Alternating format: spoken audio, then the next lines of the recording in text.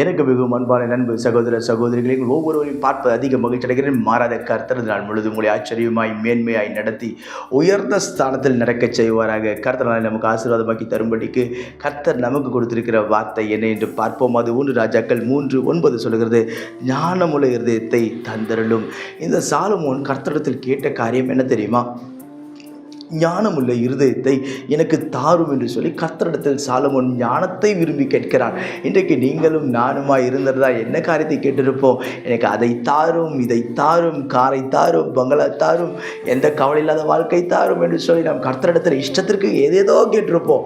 ஆனால் இந்த சாலமோன் இந்த வெகு ஜனத்தை நடத்துவதற்கு எனக்கு ஞானம் தேவை என்று சொல்லி இன்றைக்கி யோசித்து பாருங்கள். சிலரெல்லாம் எந்த இடத்துல என்ன வார்த்தை பேசுறதுன்னே சிலருக்கு தெரியாது, எந்த இடத்துல எப்படிப்பட்ட வார்த்தை பேசணும் தெரியாது, யார்கிட்ட என்ன வார்த்தை பேசணும் தெரியாது, எடுத்தெறிஞ்சு பேசிடுவாங்க.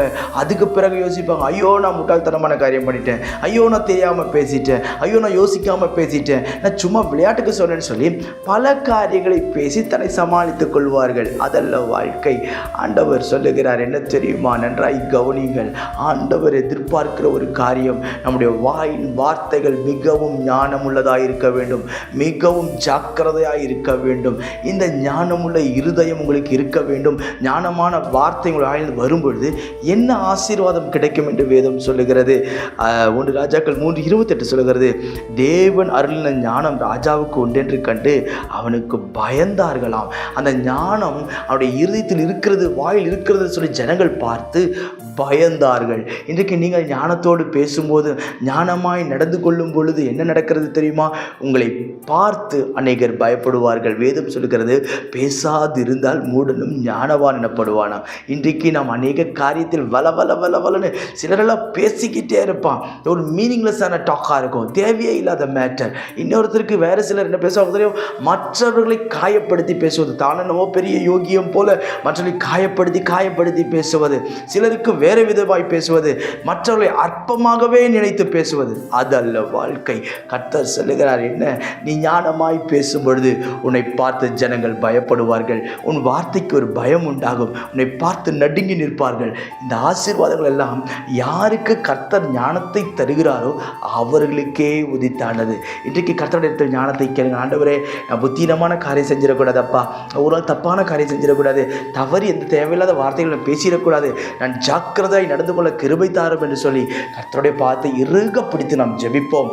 கர்த்தர் உங்களை மேன்மைப்படுத்துவார், உயர்த்துவார், கனப்படுத்துவார். நான் உங்களுக்காய் ஜெபிக்கிறேன். பரலோக பிதாவே, இந்த வார்த்தைகளை கேட்கிற என் அன்பு சகோதர சகோதரிகள் ஒவ்வொருவருக்காய் நான் ஜெபிக்கிற சுவாமி, எல்லா மனுஷனையும் கரம் மேன்மையாக்கும், எந்த மனுஷனையும் உயர்த்தும் வாழ வைக்கும் என்பதில் எந்த ஒரு சந்தேகம் இல்லை. ஆண்டவர், இந்த நாளிலும் கர்த்தாவே என் பிள்ளைகளுடைய வாழ்க்கையில் ஒரு ஞானம் விளங்கட்டும்.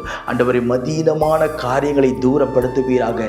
சமாதானத்தின் தேவனுடைய சமாதானத்தை ஊற்றும்படிக்கு நான் ஜெபிக்கிறேன். கிருபை மேல் கிருபை பெருகட்டும், தயவின் மேல் தயவு பெருகட்டும். எல்லா தடைகளையும் கர்த்தர் உடைத்து நொறுக்கும்படிக்கு நான் ஜெபிக்கிற சுவாமி. அப்பா, உடைய கிருபை மேல் கிருபை ஒவ்வொருடைய வாழ்க்கையில் ஊற்றப்படுவதாக என்று நான் ஜெபிக்கிற ஆண்டவரை பலப்படுத்தி நிறுத்தும். விரும்புகிற காரியத்தை கரத்திலே கொடுத்து ஆசீர்வதியும். தடைகளை நீக்கி போடுகிறவர் என் பிள்ளைகளுக்கு முன்பாக புறப்பட்டு போகும்படிக்கு நான் ஜெபிக்கிறேன். ஆண்டவரே, எல்லாவற்றுக்கும் மேலாக தேவ சமாதானம் ஒவ்வொரு குடும்பத்திலும் இறங்கி வருவதாக நான் ஜெபிக்கிறேன். மேன்மைப்படுத்தும். இயேசுவின் நாமத்தில் ஜெபிக்கிறேன் ஜீவனுள்ள பிதாவே. ஆமென். God bless you. எனக்கு மிகவும் பிரியமான என் அன்பு சகோதர சகோதரிகளின் ஒவ்வொருவரையும் சந்திப்பதில் அதிக மகிழ்ச்சி அடைகிறேன்.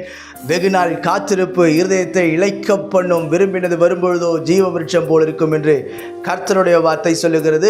கடந்த சில வருடங்களாகவே நமக்கு ஒரு ஆராதனை செய்வதற்கு ஒரு இடம் வேண்டும் என்று சொல்லி நாம் ஜெபித்து கொண்டிருந்தோம். அநேக இடத்தில் சொல்லி வைத்திருந்தேன், கேட்டுக்கொண்டிருந்தோம், அங்குமிங்குமாய் அலைந்து கொண்டிருந்தோம். ஆனால் சரியாக இடம் அமையவில்லை. ஆனால் இன்றைக்கு கர்த்தர் கிருபையாய் நமக்கு ஆராதிக்கும்படி நல்ல இடத்தை கொடுத்திருக்கிறார். இதுவரை நான் எதிர்பார்க்கவே இல்லை. ஆயத்தமாக்கப்பட்ட ஒரு மேல் வீட்டை கர்த்தர் நம்முடைய ஊழியம் நடத்தும்படி ஒவ்வொரு ஞாயிற்றுக்கிழமையும் மாலையில் 6 மணியிலிருந்து 8:30 மணி வரை நாம் இணைந்து கர்த்தரை ஆராதிக்க போகிறோம். பிரியமானவர்களே, என் அன்பு ஜனங்களே, நீங்கள் எந்த சபைக்கும் போகாத ஒரு ஆளாய் இருந்தால், நீங்கள் இயேசு யார் என்று அறிந்து கொள்ள வேண்டும் என்று விரும்பினால், ஒருவேளை வியாதி இருந்தால், பிரச்சனைகள் இருந்தால், கஷ்டங்கள் இருந்தால், துக்கங்கள் இருந்தால், உங்கள் யாவரையும் நான் அன்போடு வரவேற்கிறேன். காத்திருக்கிறேன். உங்கள் ஒவ்வொருவருக்காகவும் ஜெபிக்க நான் காத்திருக்கிறேன். பிரியமானவர்களே, நம்முடைய இந்த யூடியூப் செய்தி மூலமாய் கர்த்தர் அநேக இருதயங்களை அசைத்து கொண்டிருக்கிறார். எனவே நீங்கள் இது அருகிலே யாராவது இருப்பீர் என்று சொன்னால், சென்னையில் இருப்பீர் என்று சொன்னால், உங்கள் யாவரையும் நான் அன்போடு வரவேற்கிறேன். நாம் இணைந்து கர்த்தரை ஆராதிப்போம், கர்த்தருடைய ராஜ்யத்தை கட்டுவோம். நான் இந்த வீடியோவில் இதை கீழே என்னுடைய அட்ரஸ் வருகிறது. அட்ரஸை எடுத்துக்கொள்ளுங்கள். என்னுடைய ஃபோன் நம்பர் வருகிறது. இன்னும் உங்களுக்கு ஏதாவது டீட்டெயில்ஸ் வேண்டும், இதோடைய காண்டாக்ட் பண்ண உங்களுக்கு ஏதாவது டீட்டெயில்ஸ் வேண்டும் என்று சொன்னால் நீங்கள் தயவாய் தொடர்பு கொள்ளுங்கள். நான் உங்களுக்கு ஆலோசனை கொடுப்பேன்.